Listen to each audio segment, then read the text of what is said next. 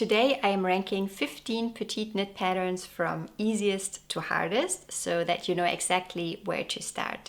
Because while PetiteKnit patterns often look very simple and some of them make great beginner projects indeed, a lot are also a bit more difficult to knit than you would actually expect by just looking at them. So this is going to be a very honest and calm guide to help you choose your right next project. I've knitted several of the garments that I'm going to mention myself, so I can tell you exactly how they were like to knit and not just how they look in photos. And just a quick note before we get started, I am only going to rank garment patterns in this video, so sweaters, cardigans, tees and slipovers. I am not including hats and scarves because I wanted to be this, or other accessories, because I wanted to be this guide to be as helpful as possible for you when you are in the process of choosing your next garment project. Let's get started. Let's start with the easiest pattern on the list, and I would like to talk about the Anker Tee. I think this is a great beginner project because it is short-sleeved, which means it is a bit of a quicker knit, and it's also knitted from the top down, which means you can try the garment on while you knit and determine if the fit is right for you. There's no short row shaping. The yoke starts with ribbing, and after that it's almost entirely stockinette stitch. What does matter here is fit, because the Anker Tee is designed with 0 positive ease, so choosing the right size is important. There are also 2 different versions available: the original Anker Tee that's knitted in fingering weight, and the Anker's summer shirt that's knitted in DK weight yarn, so this is going to knit up even faster. I've actually knitted the Anker Tee myself last summer, and this is my version here. I think this is a great pattern. It shows how simple petite knits beginner patterns can be, but also how polished they look once you wear them. So overall, I would say a thoughtful, simple construction and a great confidence building beginner project for a first garment. So the next pattern I would like to talk about is the Sunday cardigan, and this is actually the cardigan I am wearing right now. It might surprise you that I am ranking the Sunday cardigan so low in terms of difficulty, but I do actually think that this is a very straightforward knit. There are also 2 versions of the design available in 2 different patterns. We have the original Sunday cardigan that is knitted with a bulky gauge with 2 strands of silk mohair and 1 strand of a worsted weight yarn, and the Sunday cardigan mohair edition, where you hold 3 strands of a silk mohair together, which I personally find a lot more challenging. If you are knitting the original version, so the one with the bulky weight gauge, I think this is a great beginner project because it will knit up very quickly, and it's also knitted from the top down, so you can try it on as you go. And there is also no short row shaping involved, so usually or very often in garment patterns there are short rows to shape the back neck, to raise it up so that it sits nicely on the body. But with this pattern, there are absolutely no short rows involved, so this makes it even easier. So since I've knitted the Sunday cardigan myself, I think you can say that it is technically a straightforward knit, but it's one of those pieces where a neat finishing really makes a difference. The button band is knitted simultaneously, which I actually find easier than adding on a button band later. But you don't knit the buttonholes as you go. Instead, there's a technique explained in the pattern to create them afterwards. I found that part a bit fiddly, but the folded neckband that's sewn down on the inside was very straightforward to me, and I think this is also a very nice finishing touch. Structurally, it is ribbing at the yoke portion here and then all over stockinette for the rest of the cardigan. Very straightforward and easy to do, and I quite enjoyed knitting this piece. The No Frills Sweater is one of the patterns that look incredibly simple, and technically it is. It is knitted from the top down with raglan and short row shaping all over stockinette stitch, using fingering weight yarn held double with 1 strand of a silk mohair. The neck ribbing is not sewn down on the inside, which removes one finishing step. It's also designed to be quite oversized with 6 inches or 15 centimeters of positive ease, which makes it a bit more forgiving. This pattern is very similar to the no frills sweater we just had a look at, so it's a fingering weight yarn plus a silk mohair yarn held together, but this one is just a little bit more complex in its construction. You still have raglan increases, short row shaping and all over stockinette stitch, but the Monday sweater pattern calls for the neck ribbing to be folded and sewn down on the inside. It's designed with quite a lot of positive ease, around 6 to 8 inches or 15 to 20 centimeters, which again makes the fit forgiving, but the added finishing step for folding in the collar pushed it a little further up the difficulty scale. The cloud sweater and its sibling, the cloud blouse, introduce a more unusual construction.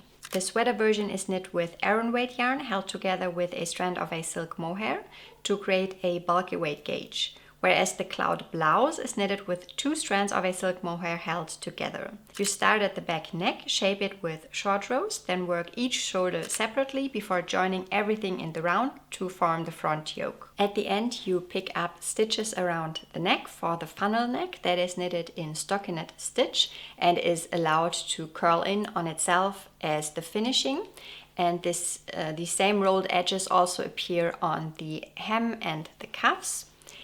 Overall, I still think this is not a difficult project, but since the construction is a bit less straightforward, it sits at level 5.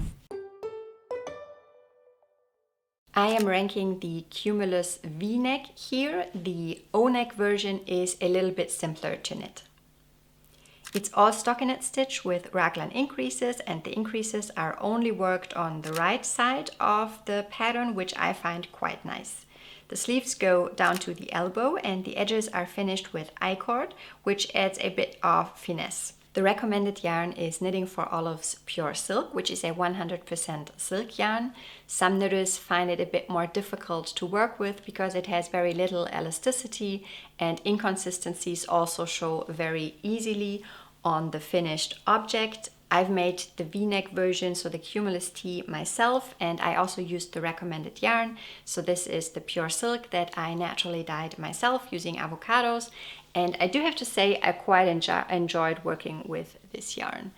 And it is for sure true that inconsistencies are a lot more visible compared to a more elastic wool yarn, but overall I think this is a great fiber for a summer knitting project. For me, this was less about technical difficulty and more about knitting calmly and evenly.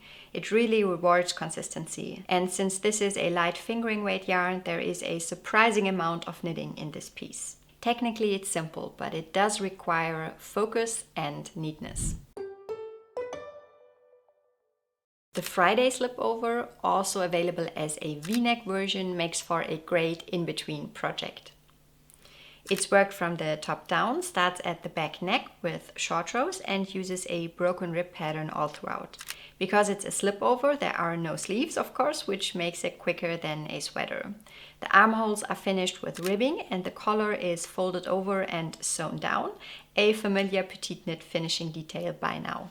This is a pattern I am planning to knit myself this year because I find it's a great project that sits somewhere between a full-blown sweater and a summer top. And I would say it is not difficult to do, but definitely a step up compared to the patterns we have already looked at, and that's why it is ranked at this position. So this is where the construction itself becomes a bit more challenging. The Rigmor Tee is knitted with a DK weight yarn and it is actually knitted from the bottom up and involves raglan decreases for shaping the yoke. So if you are knitting a piece bottom up compared to top down, this makes it a lot more difficult to check the fit while you go, and it's more difficult to know if you have to make any adjustments to the pattern. It also includes a simple lace pattern, but you do need to pay attention to the stitch placement. After binding off at the neckline, you pick up stitches to knit the ribbed neckband. I haven't knitted this one yet, but it's also on my list for this year. And I think the bottom-up construction combined with the lace is what moves it to more confident knitter territory. It's not difficult, but it does ask you to trust the pattern a bit more as you go. The champagne cardigan is knitted from the top down with a DK weight yarn held together with a strand of a silk mohair yarn to create a worsted weight gauge. It includes short rows, raglan increases and a deep v-neck. The button plackets are worked in double knitting with buttonholes along the right side, which is definitely a step up in complexity. It's designed to be very oversized with about 11 inches or 28 centimeters of positive ease, which helps with fit, but the techniques require more focus. This one is often mentioned as a bit more intimidating, and understandably so, I think. There are multiple versions, including the zipper sweater light and a men's version. You knit the ribbed collar first, fold it over and sew it down on the inside, then work raglan increases and knit back and forth to create the zipper opening before you join in the round. And then of course there is the zipper itself. It can either be sewn in by hand or with a sewing machine. I don't think this is a difficult knit per se. And it is also supposed to be very oversized, so this means the fit is more forgiving. But I think sewing in the zipper at the end is a mental hurdle for many knitters. The Storm Sweater introduces those alternating sections of knits and purls. There are 4 different sections in total. Unlike many other of PetiteKnit patterns, this is only knitted with 1 strand of yarn. It's a DK weight yarn. Knitting with only 1 strand of yarn at a time makes it of course a lot more easy to manage, and this one is worked from the top down. It starts with the back neck and includes short row shaping. There's a very similar pattern coming up later, but this one is the gentler introduction to this style of sweater. The Fortune sweater is knitted with 2 strands of a silk mohair yarn held together, which already increases the difficulty, because if you are solely knitting with silk mohair yarn, every uneven stitch is going to show. It's worked from the top down with raglan increases, includes short rows to shape the neckline, and features a simple lace motif throughout the body and the sleeves. You also fold and sew down the neck ribbing on the inside. The fit is quite forgiving, but the yarn choice and the lace placement require consistent attention. This one is very similar to the Storm sweater, but it is a bit more demanding. It's knitted at a worsted weight gauge using DK yarn held together with a silk mohair, and features 3 different knit and purl pattern sections. You start with the back neck and shape it with short rows, then work the shoulders separately, also with short rows, before joining them at the front to form the front yoke. Comparing the Ingrid sweater and the Storm sweater, I have ranked the Storm sweater as easier because it's only knitted with 1 strand of yarn at a time, and the pattern sections are also easier to knit compared to the Ingrid sweater. This pattern brings together several challenges at once. You're holding 2 strands of fingering weight yarn together with a silk mohair yarn, knitting a smocking stitch pattern and working from the bottom up, which makes it harder to try on as you go.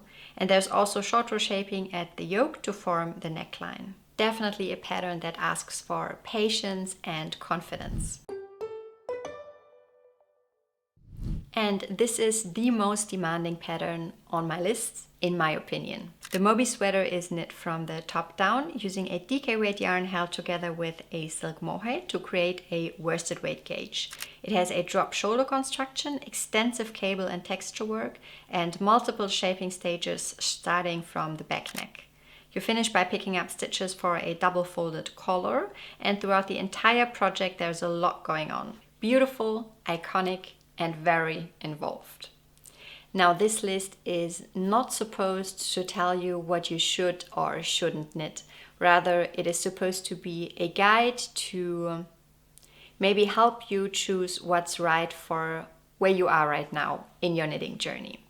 Now, if you've enjoyed learning about all of these petite knit patterns and would maybe like to learn more about the designer herself and what makes her patterns so iconic, I have created a whole video dedicated to petite knit and the brand in general, and I'm going to link that on the screen for you. Happy knitting, see you next time, bye!